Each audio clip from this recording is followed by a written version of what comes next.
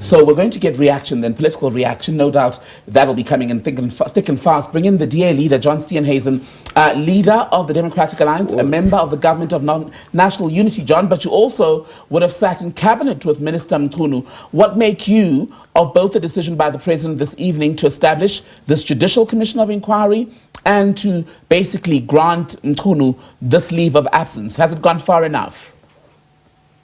Well, I think that what's very clear is that the suspension is obviously welcomed.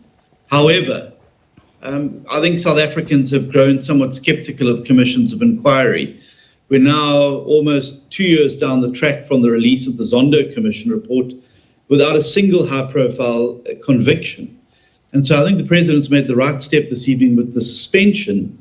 But the other question that remains unanswered is around the others in the cabinet who have very, very serious charges hanging over their heads, but who remain in their positions. And I think a lot of South Africans are going to be asking themselves this evening, what is now the new measure that is used to determine whether people remain or not in the cabinet? You've had the bar set incredibly high with the sacking of Deputy Minister Andrew Whitfield by the president. And I don't think many South Africans are asking themselves the questions about Ministers Mkhwanazi and Simelane. Yes, Minister Mchunu this evening has now been suspended, but we have others around the cabinet table with serious question marks hanging over their heads. And I think South Africans are right to be asking the question, well, what about the others in the cabinet? So would you have been happier, John, with a reshuffle of the cabinet that would have affected Ministers Mkhwanazi and Simelane as well, for instance? Yes, of course. I mean, you've now got somebody being brought in from the outside, the president using that constitutional mechanism to bring somebody who is not elected into parliament and therefore into the cabinet. But you haven't been able to take the concomitant action that's required on people already in the cabinet with very, very serious charges over their head. And as I said, the president set the bar incredibly high for himself with the sacking of Deputy Minister Whitfield. And I think many South Africans this evening are asking the question, but what about the others? Were you aware in the GNU that this would be the decision announced this evening by the president? No, there was no consultation by the president with other members of the GNU. Look, cabinet reshuffles, as we all know, are the prerogative of the president. But if the president wants to remove or move people from partner parties in the GNU, there's required to be consultations.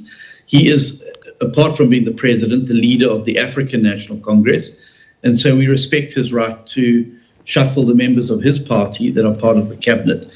Obviously, if he's going to move people from other political parties, partner parties in the GNU, there would have to be a degree of consultation. So what I think the president's done is exercised his right both as leader of his political party and also as leader of government. And I was deliberate in phrasing my question being about whether you were aware instead of consulted, precisely because the president holds the right to appoint and disappoint, as someone said many years ago regarding the cabinet. But on your issues then with the Judicial Commission of Inquiry, you're not alone in thinking they've not been a resounding success for the country. What would you have preferred as a measure to interrogate these allegations that have been made by Nhlanhla Mkhwanazi that would have got us to the truth, perhaps faster and with just as much credibility? Well, I think that we've got a wonderful mechanism called Parliament. And Parliament has the right to summons people. We have a committee of justice.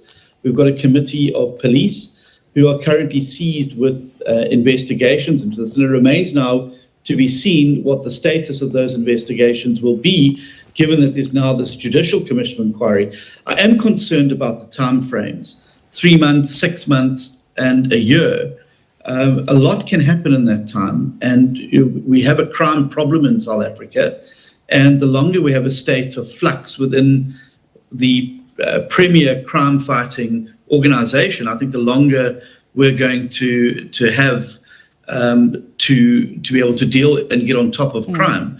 And so I do think that we've got Parliament and we must use it. And I would hope that Parliament's commissions and its interrogations will continue, despite the fact that there's now a Judicial Commission inquiry, because I think South Africans have grown wary of commissions and talk shops. I think what people are wanting to see now is strong, decisive action being taken against corruption.